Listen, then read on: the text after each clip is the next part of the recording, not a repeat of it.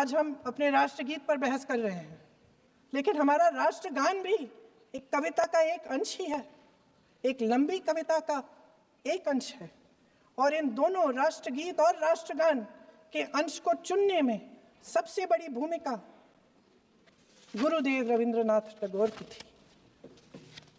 वंदे मातरम के स्वरूप पर सवाल उठाना, जिसे संविधान सभा ने स्वीकार किया, न सिर्फ उन महापुरुषों का अपमान करना है जिन्होंने अपने महान विवेक से ये निर्णय लिया, मगर एक संविधान विरोधी मंशा को भी उजागर करता है।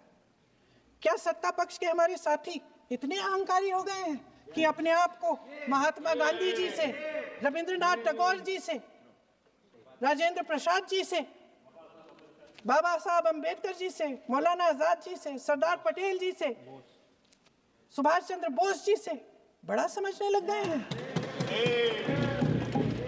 मोदी जी का अपने भाषण में ये कहना कि राष्ट्रगीत को एक विभाजनकारी सोच द्वारा काटा गया, उन सब महापुरुषों का अपमान है जिन्होंने अपना पूरा जीवन इस देश की आजादी की लड़ाई में झोंक दिया। वंदे मातरम को विभाजित करने का आरोप लगाकर आप पूरी संविधान सभा पर आरोप लगा रहे हैं, उसके हर एक नेता को दोषी ठहरा रहे हैं। यह हमारी संविधान सभा और हमारे संविधान का खुला वार है। और जहां तक जवाहरलाल नेहरू जी की बात है, जितनी देर हमारे प्रधानमंत्री देश के प्रधानमंत्री रहे हैं, 12 साल हो गए हैं, लगभग उतने ही सालों के लिए जवाहरलाल नेहरू जी जेल में रहे। किस लिए? इस देश की आज़ादी के लिए। उसके बाद 17 साल के लिए प्रधानमंत्री रहे। आप बड़ी आलोचना करते हैं इनकी, लेकिन अगर इन्होंने इसरो नहीं बनाया होता तो आज आपका मंगलयान नहीं होता। अगर DRDO नहीं बनाया होता तो तेजस नहीं बनता। अगर IIT और IIM नहीं बनाए होते तो हम आज IT में आगे नहीं होते। अगर एम्स नहीं बनाया होता तो हम कोरोना की जब बड़ी चुनौती का सामना कैसे करते? हाँ, वही बना रहा है, नहीं बना कुछ भी।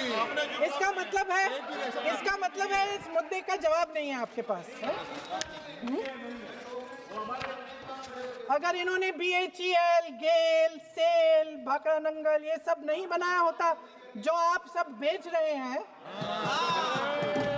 तो ये विकसित भारत कैसे बनता? और मत बताइए बाकी।